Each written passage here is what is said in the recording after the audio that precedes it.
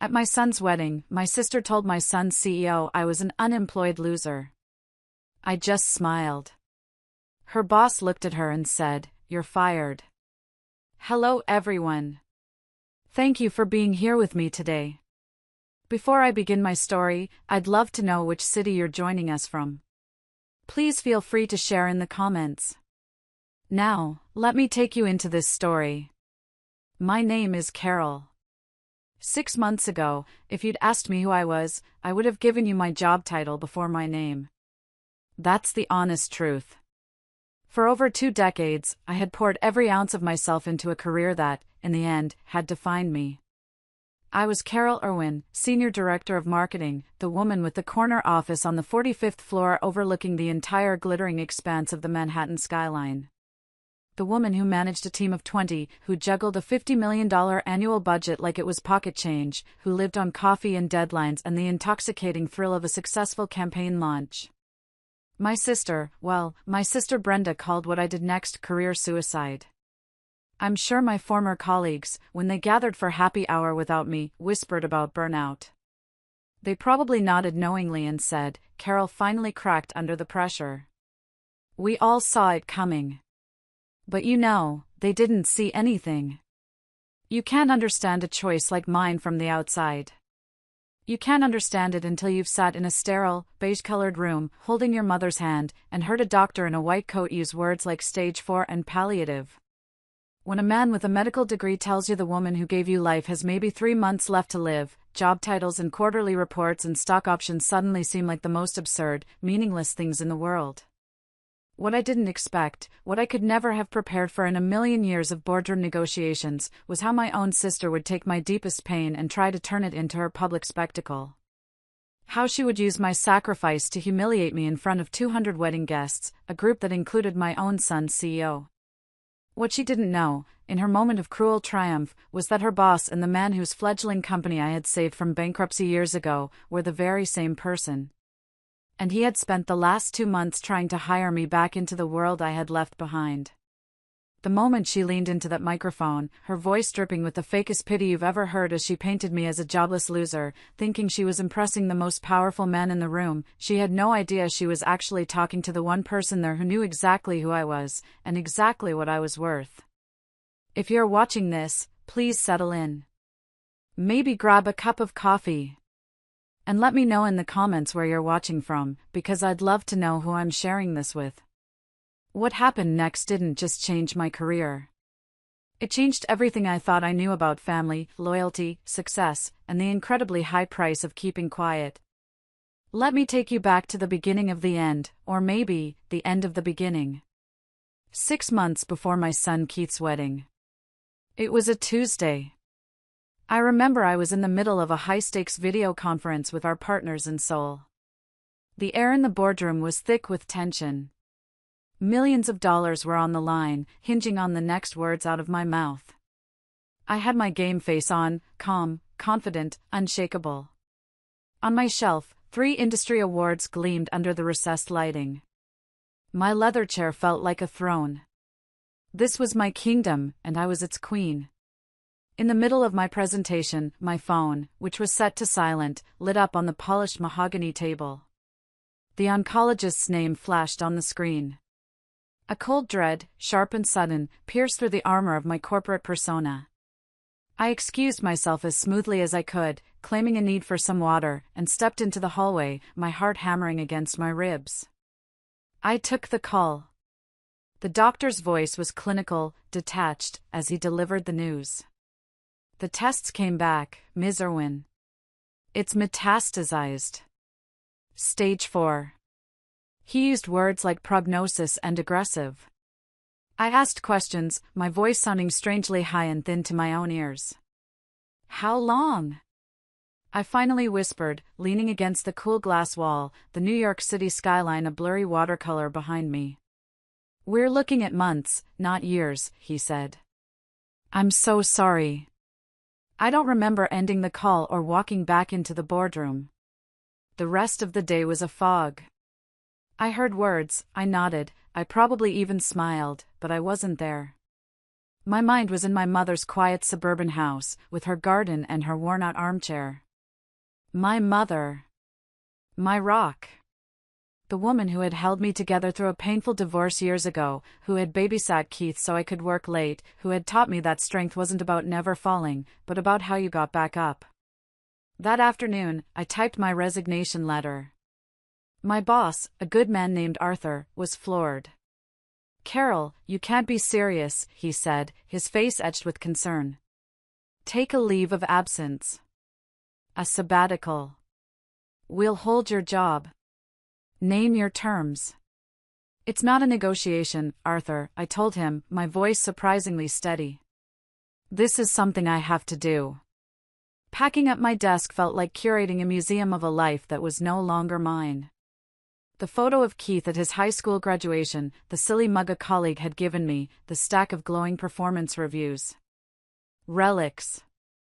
As I did my final walk through the office, a few colleagues offered awkward hugs and well wishes. I could feel their pity and their curiosity. I was a story they would tell for weeks. The drive to my mom's house that evening was the quietest I've ever experienced. I turned off the radio. The hum of the engine was the only sound. I was driving away from my life, from my identity, from the salary that paid my mortgage and had put my son through college without a single loan. And I was driving towards something unknown and terrifying. That first night, as I helped my mom get ready for bed, fumbling with her medications and her oxygen machine, she looked at me, her eyes clouded with confusion but full of love. "You're a good daughter, Carol," she whispered. In that moment, in the sterile quiet of her bedroom, I knew I had lost my career, but I had found my purpose again. My younger sister Brenda's reaction was, in hindsight, exactly what I should have expected. Our relationship had been a complicated dance of one-sided rivalry for years. She was the pretty one, I was the smart one. She was the popular one, I was the ambitious one. It was a narrative she had created, a competition I had no interest in winning. She arrived at Mom's house 2 days after I moved in, not with a casserole or an offer to help, but with an air of morbid curiosity. The sound of her new Lexus pulling into the driveway was as loud and intrusive as her personality. She swept into the house without knocking, her expensive perfume instantly overwhelming the familiar scent of Mom's lavender potpourri. "Wow," she said, looking around the living room where I had set up a temporary workspace on a card table. "It's even more depressing than I imagined." "It's good to see you too, Brenda," I said, not looking up from my laptop where I was researching hospice care providers. She ignored my sarcasm and perched on the arm of the sofa, careful not to wrinkle her designer suit. "So, this is it, huh? You're just done?" she asked, waving a hand vaguely around the room.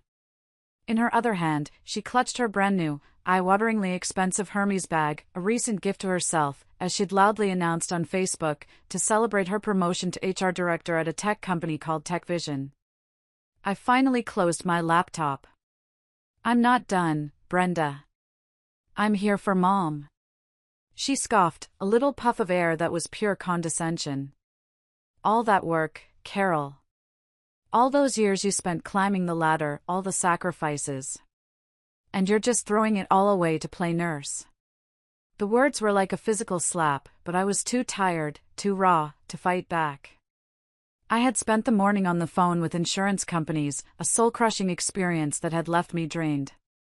"It's called taking care of our family, Brenda," I said, my voice tight with a mixture of grief and anger. "It's called giving up," she shot back, standing up and smoothing down her skirt. She looked at me, a strange mix of pity and triumph in her eyes. "But I guess not everyone can handle the pressure of corporate life long-term. Don't worry," she added, her voice dripping with fake concern, "I'm sure you'll figure something out. Maybe you can get a part-time job or something once, you know." After she left, leaving a cloud of perfume and resentment in her wake, I sat there for a long time. I thought about our childhood. I remembered the time I won the school science fair, and Brenda accidentally spilled juice all over my project right before the awards ceremony. I remembered the way she'd always belittled my boyfriends in high school, and the way she'd made a toast at my wedding that was more about her than about me and my now ex-husband. It had never been a competition to me. To her, it was everything. And now, in her eyes, my tragic situation was her ultimate victory. Brenda's cruelty wasn't a one-time event, it was the beginning of a calculated campaign. Her visits to Mom's house became a bizarre, performative ritual. She'd stop by for precisely 15 minutes, usually during her lunch break.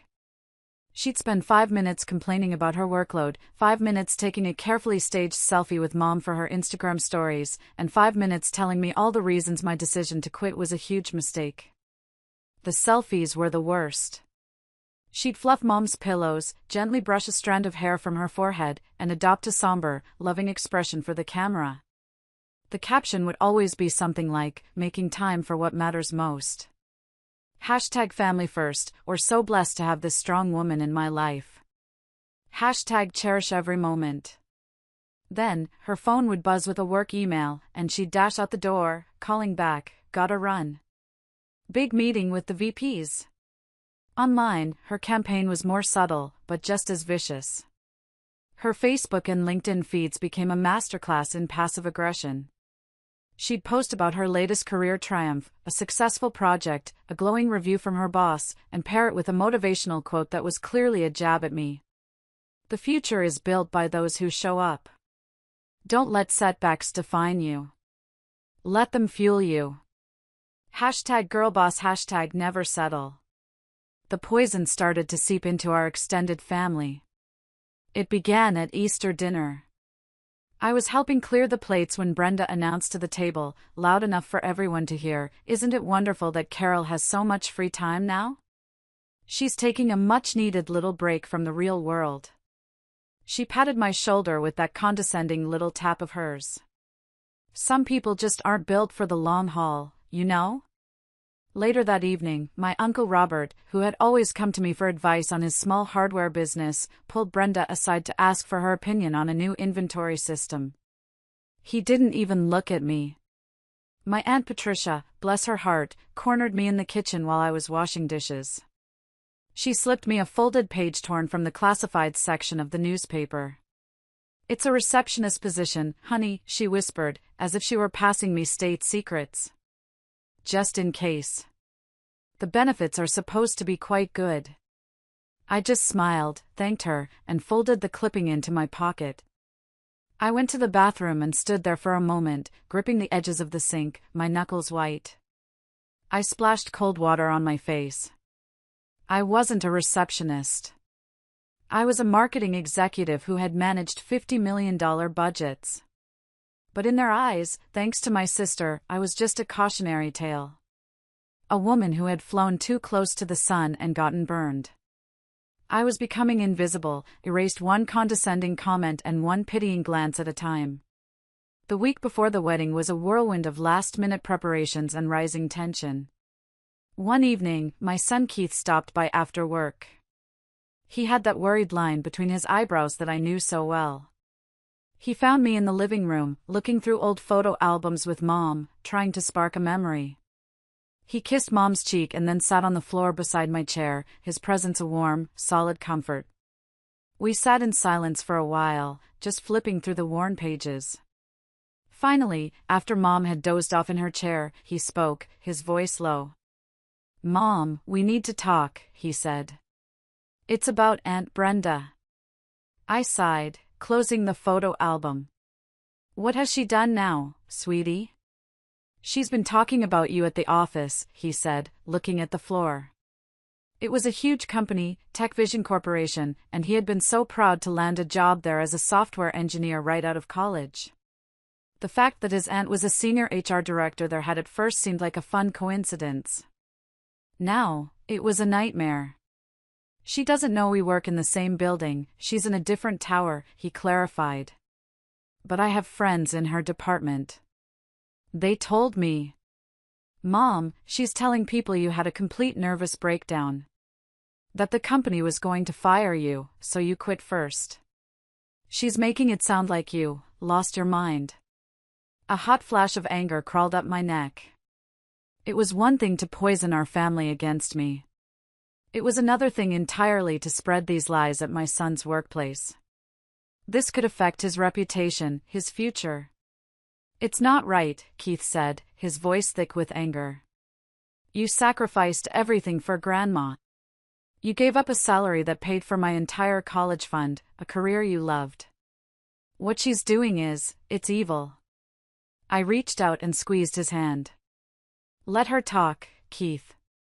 It's not worth the fight. But it is, he insisted, finally looking at me. And there's something else. My new boss is coming to the wedding.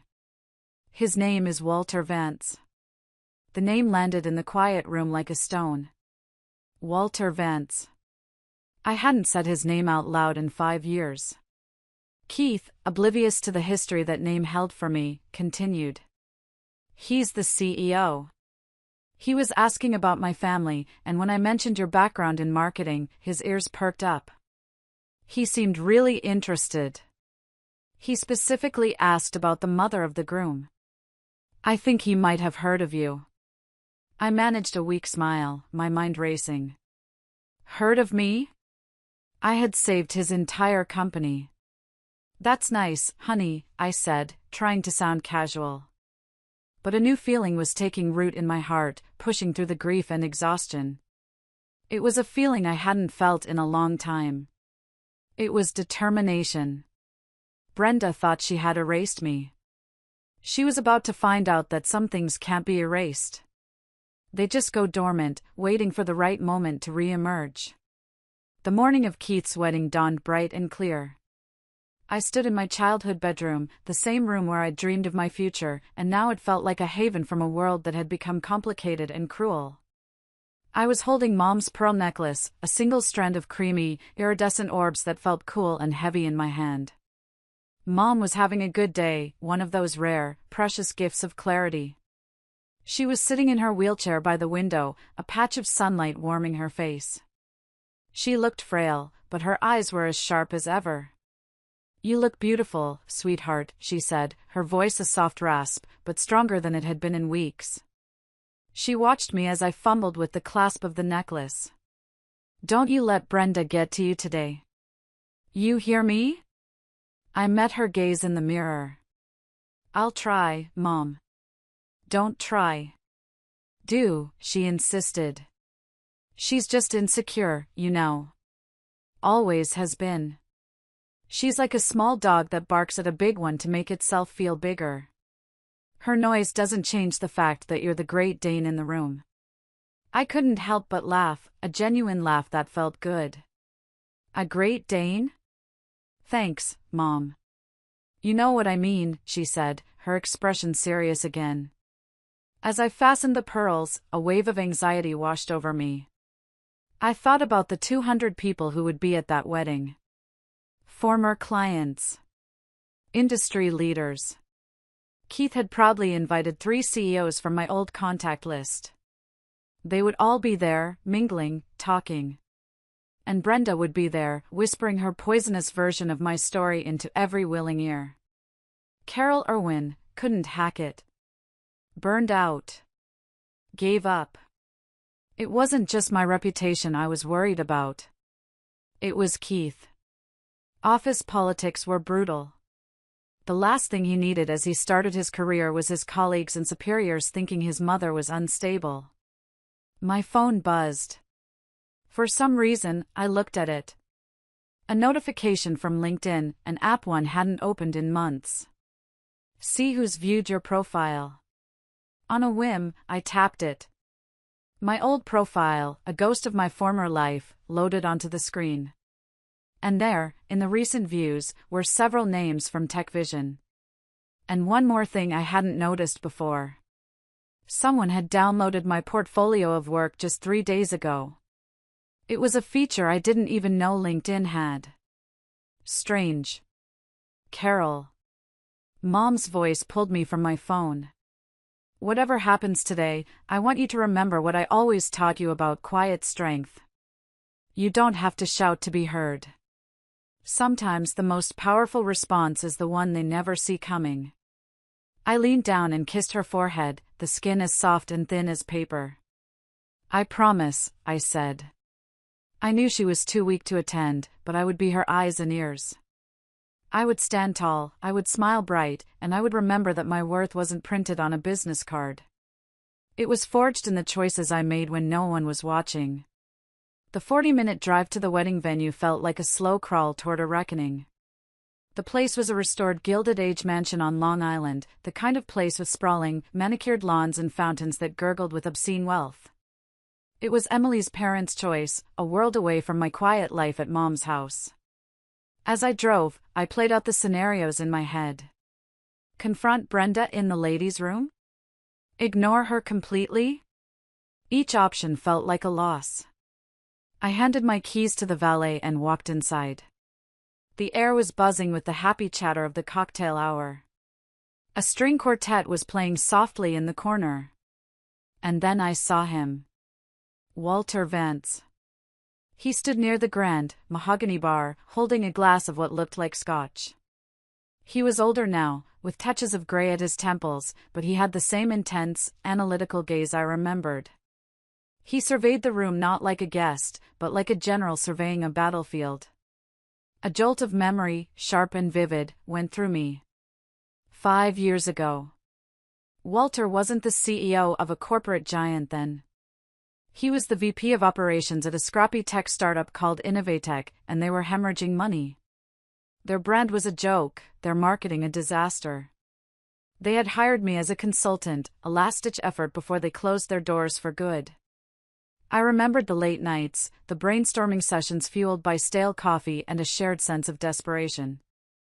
I remembered the moment, in a drab conference room at 2 a.m., when we finally cracked it, the breakthrough strategy that would redefine their brand. I rebuilt their entire marketing department from the ashes. I worked tirelessly for 6 months. The result? Their revenue exploded. A year later, TechVision acquired them for $200 million. That acquisition made Walter Vance a star, and he eventually climbed the ladder to become CEO of the entire corporation. It was one of the most challenging and rewarding projects of my entire career. He caught my eye from across the room. A slow smile spread across his face. It wasn't the polite, vague smile of a stranger recognizing the groom's mother. It was a smile of recognition, of a shared history. It was the knowing look of someone who held a winning hand they hadn't yet played. Before I could even take a step, Brenda was at my elbow, her manicured nails digging into my arm.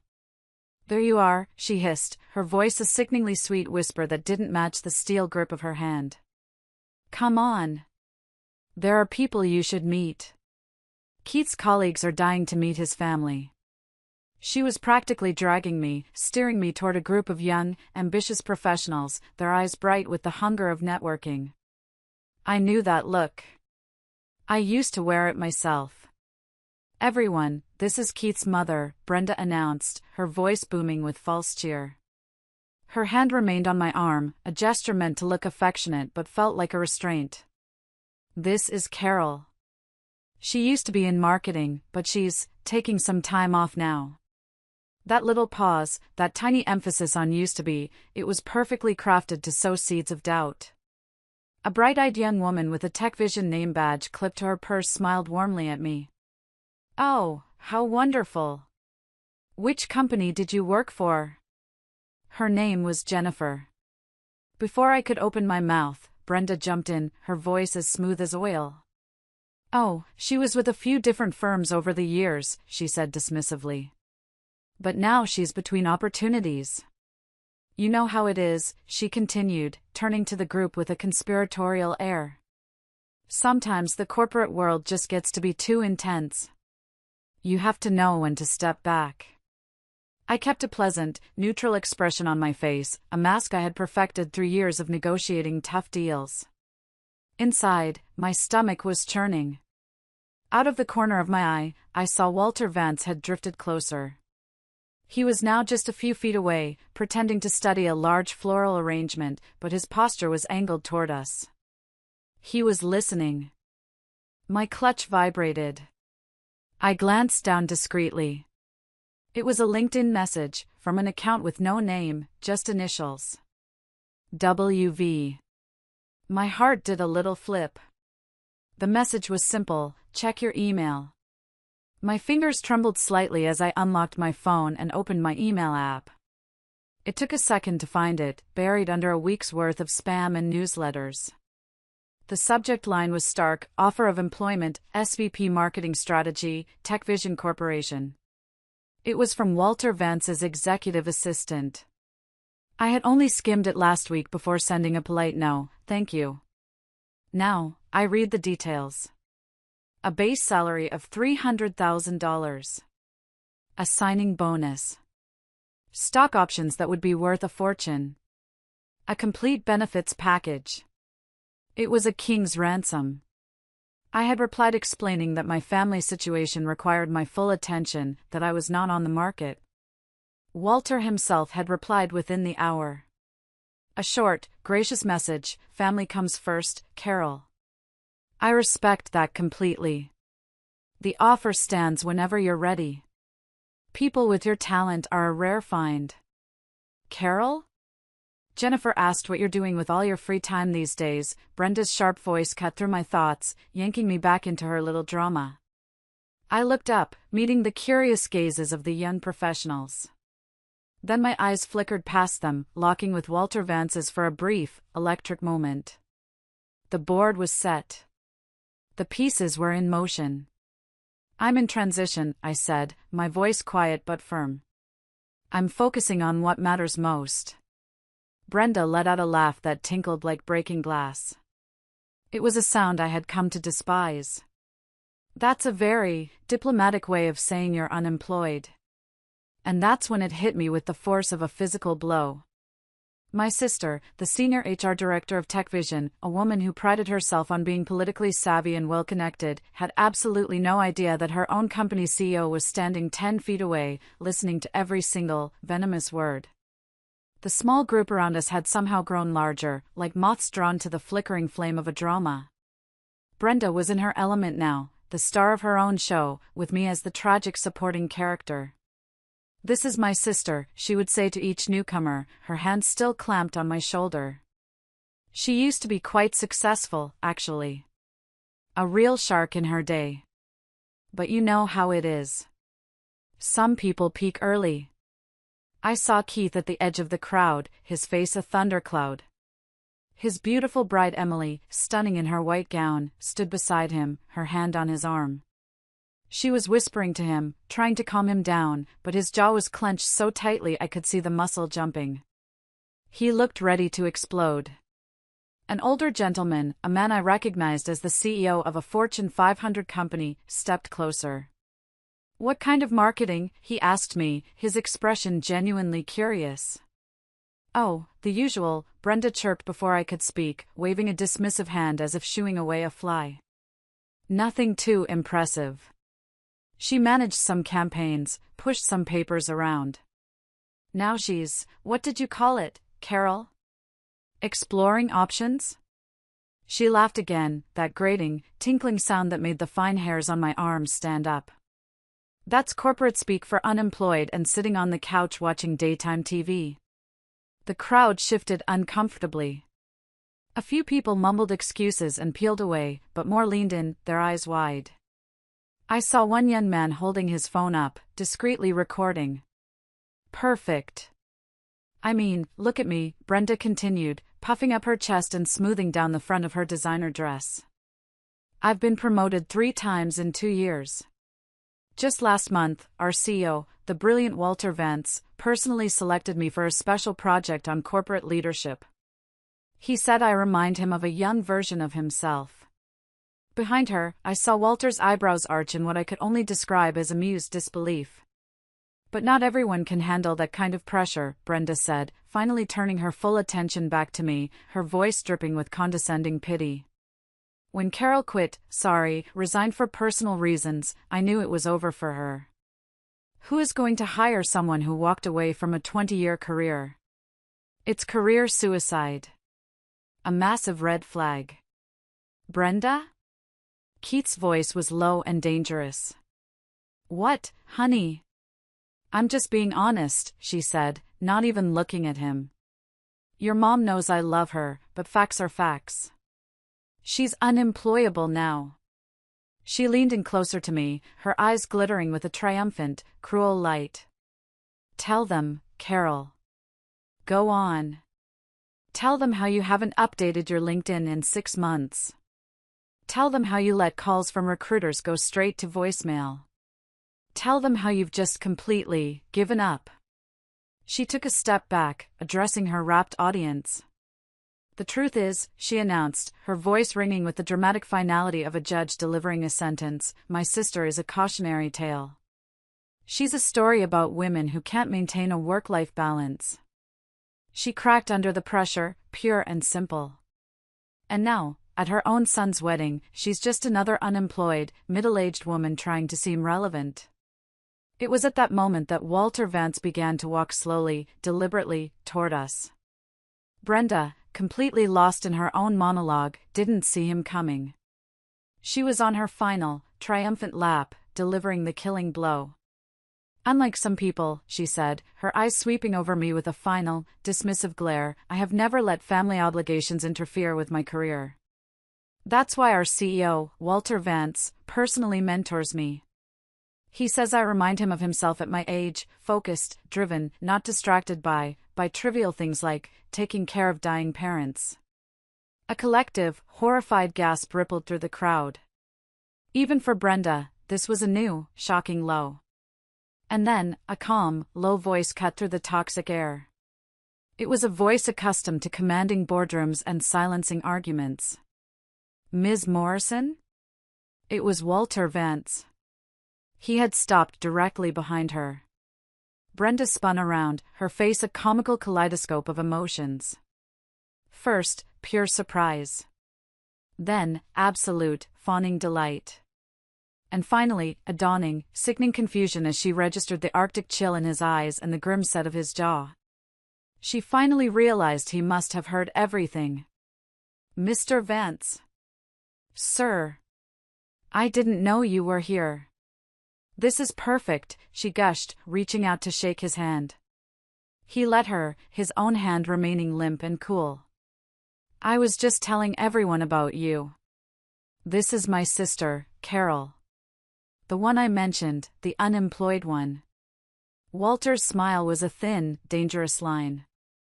Yes, he said, his voice dangerously smooth. I heard your introduction.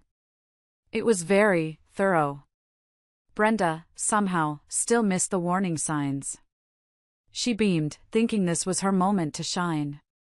I know you value honesty and transparency, sir. I felt it was important that everyone understood the real situation, not some sugar-coated version. Oh, I absolutely value honesty, Walter said, his gaze unwavering and intense. In fact, before we continue this conversation, I feel I should be transparent about something as well. I've been trying to reach your sister for weeks. Brenda's smile flickered, a look of confusion clouding her face. Reach her? But, why would you? Because last month, Walter announced, his voice raising just enough to carry clearly to everyone in the stunned, silent circle, I offered her the position of Senior Vice President of Marketing Strategy at TechVision. With a base salary of $300,000, plus bonuses. You could have heard a pin drop on the plush carpet.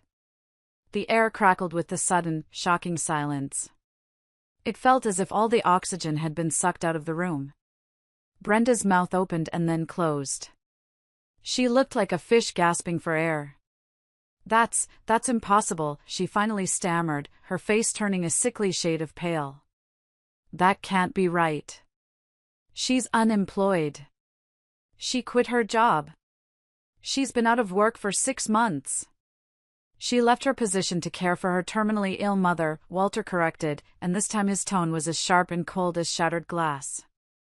There is a significant, profound difference, Ms. Morrison, between giving up and choosing what truly matters most. Walter Vance didn't raise his voice, but every single word he spoke landed with the force and precision of a surgeon's scalpel. He wasn't just talking to Brenda anymore, he turned slightly, addressing the entire, growing crowd that had encircled us.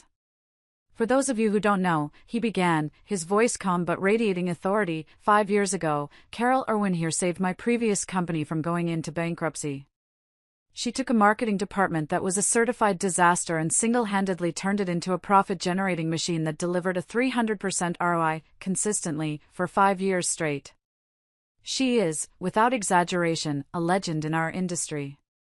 Her campaigns, her strategies, are still being taught as case studies in business schools across the country. Brenda's face had gone from pale to ashen. She looked like she might be sick.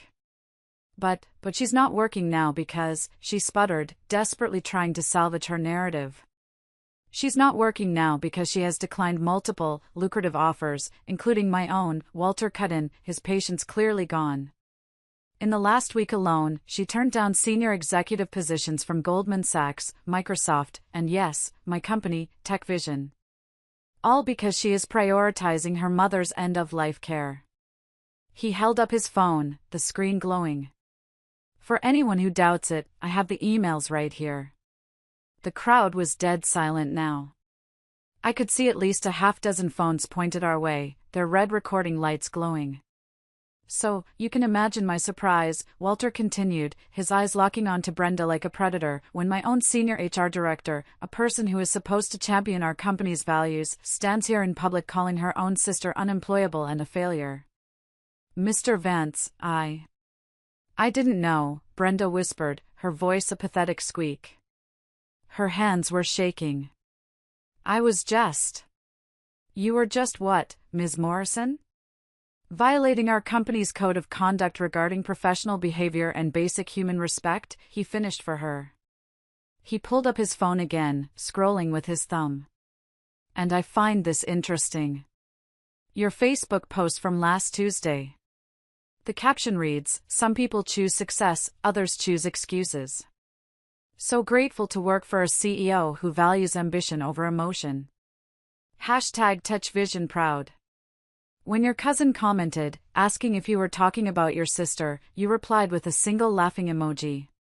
The wedding coordinator, a harried-looking woman with a headset, appeared at the edge of the circle. Is everything all right here? She asked nervously.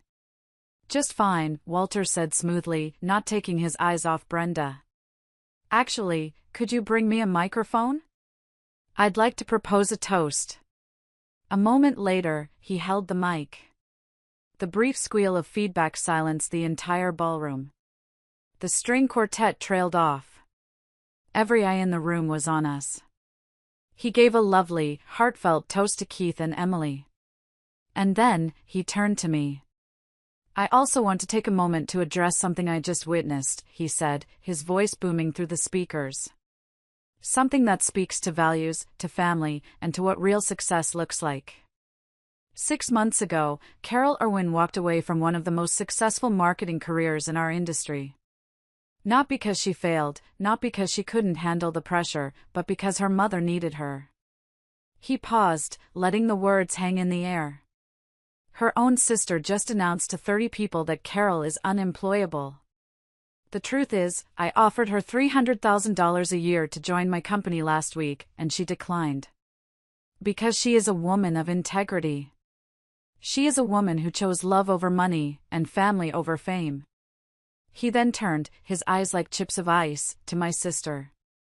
Ms. Morrison, you have spent this evening telling everyone your sister is, and I quote, an unemployed loser who couldn't handle corporate life. You did this while representing yourself as a senior leader at TechVision. You invoked my name, claiming I personally mentor you, which, for the record, is a complete fabrication. Brenda made a small, wounded, choking sound. So let me be crystal clear, Walter said, his voice carrying the cold, final weight of judgment. Publicly humiliating a family member, especially one who is caring for a dying parent, shows a staggering lack of empathy and a profound lack of character. It is behavior that is utterly incompatible with a leadership role in human resources. I have here, on my phone, a termination letter. It is effective immediately. Security will escort you to clean out your desk on Monday morning. If you're still here with me, would you do me a huge favor and hit that like button and comment the number 1 down below? That way, I'll know you're on this journey with me. It means the world to me and gives me so much encouragement. So please, comment with a 1, and let me tell you what happened next. The silence that followed Walter's final, brutal announcement was absolute. For a heartbeat, 200 people seemed to hold their breath at once. Then, the whispers started, spreading through the ballroom like wildfire. Brenda stood frozen, mascara running in black rivers down her cheeks, her expensive designer dress suddenly looking like a cheap costume that no longer fit. Her carefully constructed world had just been demolished in front of everyone she had tried to impress. "Aunt Brenda, I think you should leave," Keith said again, his voice calm but firm, a clear dismissal. She finally broke her frozen state, but not with remorse. With rage. She pointed a trembling finger at me. You planned this," she shrieked, her voice hysterical. "You knew he'd be here. You set me up." I finally spoke, my voice quiet but carrying with the same calm authority I had used in 1,000 boardrooms. "I didn't plan anything, Brenda," I said, looking her directly in the eye. "I didn't have to. You wrote this ending for yourself, one cruel word at a time." As 2 discreet security guards from the venue quietly appeared and began to escort my sobbing sister out of the ballroom, a strange and wonderful thing happened. The crowd, which had been a circle of spectators, suddenly surged forward. But they weren't moving to get a better look at Brenda's downfall. They were moving toward me. The Fortune 500 executive from earlier was the first to reach me, his hand outstretched. "Carol Irwin. From the Samsung Partnership. My God, I've been trying to poach you for years. We need a new head for our global marketing division. The job is yours if you want it." Before I could even respond, another man was pushing a business card into my hand. "Jacobson Tech. We're launching in Asia, we need strategic leadership. Name your price, Carol. Seriously, whatever you want." It was overwhelming, a dizzying, intoxicating reversal of fortune. Job offers, business cards, words of praise and admiration. Walter stood beside me, watching with a small, satisfied smile. He raised a hand, and the enthusiastic crowd quieted slightly. "As I said, I've already made Ms. Irwin an offer. 300,000 base, full benefits, and unlimited family leave to care for her mother." "I'll double it," a voice called out from the back. Walter just chuckled and looked at me, a knowing glint in his eye. "Though something tells me," he said, loud enough for those nearby to hear, "that you have bigger plans than working for any of us." He was right. In that moment, with the adrenaline coursing through my veins and a newfound clarity sharp in my mind, an idea bloomed, fully formed. I had spent my entire life building other people's empires, playing by other people's rules. No more. I took a deep breath. "Actually, Mr. Vance. I've been thinking," I said, my voice ringing with a confidence I hadn't felt in months. "After 20 years of building other people's companies, maybe it's time I built my own." The crowd leaned in, a palpable sense of anticipation in the air. "I'm launching Irwin Strategic Consulting next month," I announced.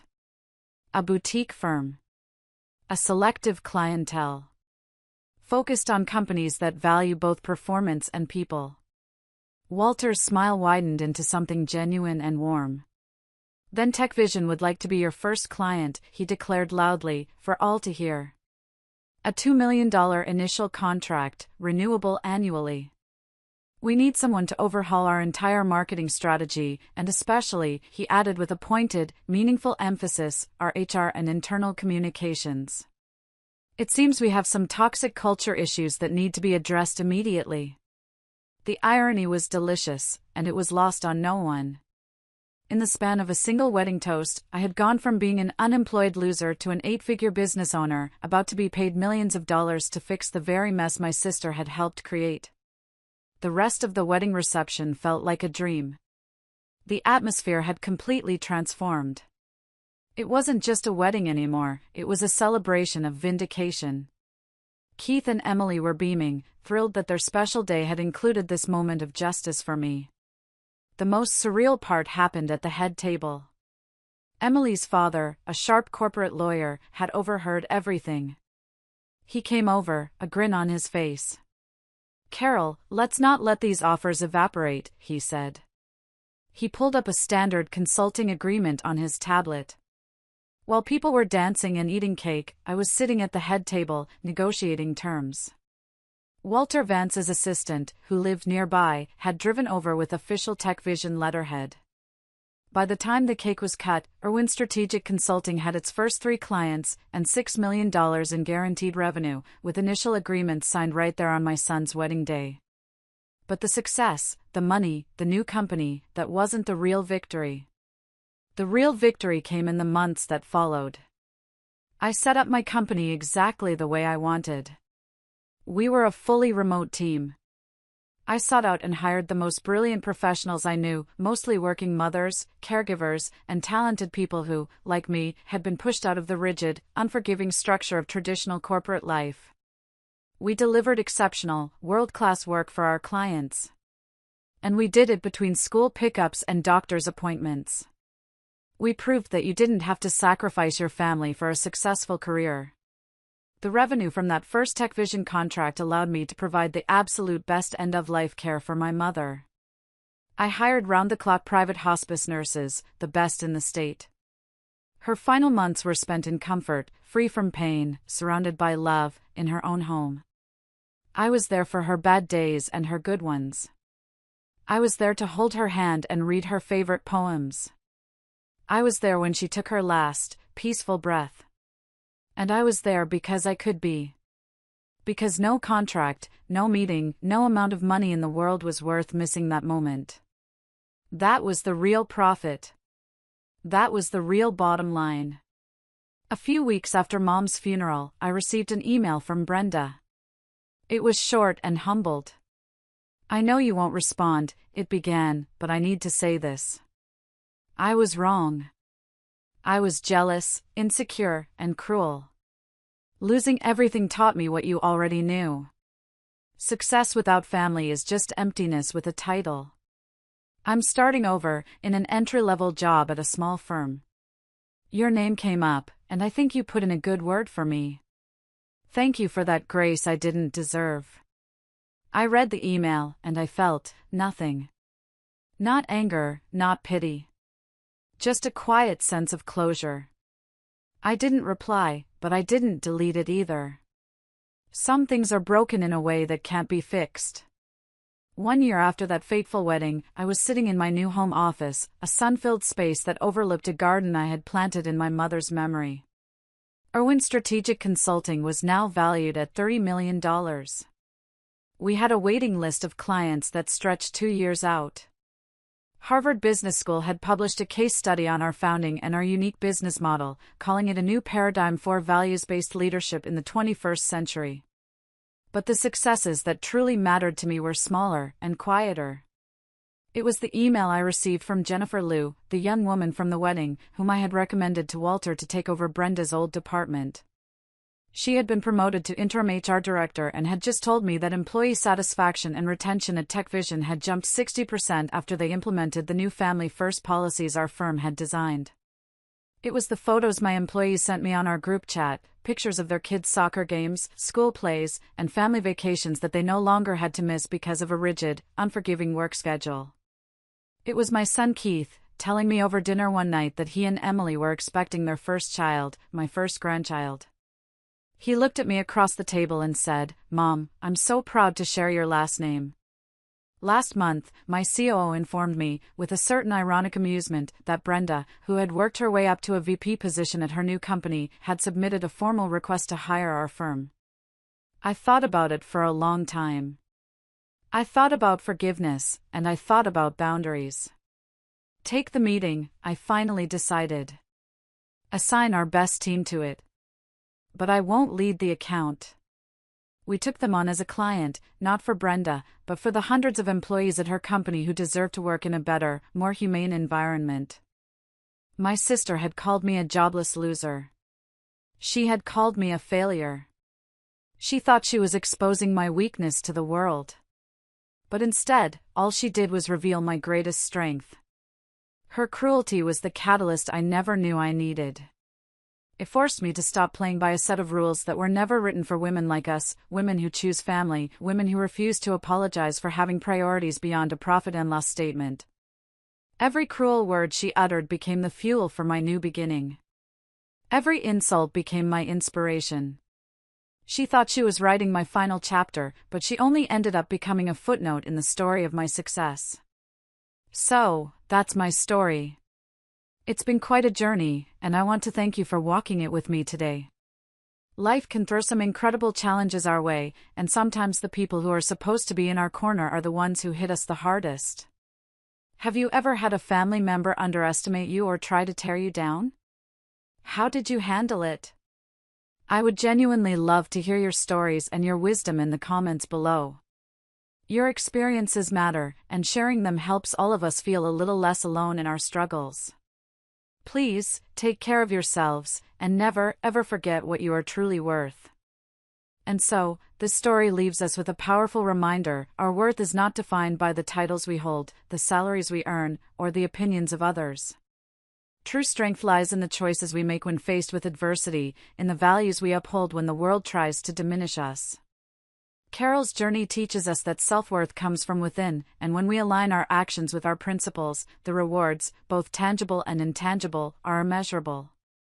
It also highlights the importance of resilience and grace. Even when faced with betrayal and cruelty, Carol chose to rise above, letting her integrity and quiet strength speak louder than any insult. Her ability to transform pain into purpose is a testament to the human spirit's capacity for growth and reinvention. In the end, those who try to tear us down often become the catalysts for our greatest triumphs. What about you? Have you ever faced a moment where someone underestimated you, only for it to fuel your determination? Share your thoughts below or simply comment good if this story resonated with you. Let's celebrate the power of perseverance and the beauty of staying true to ourselves.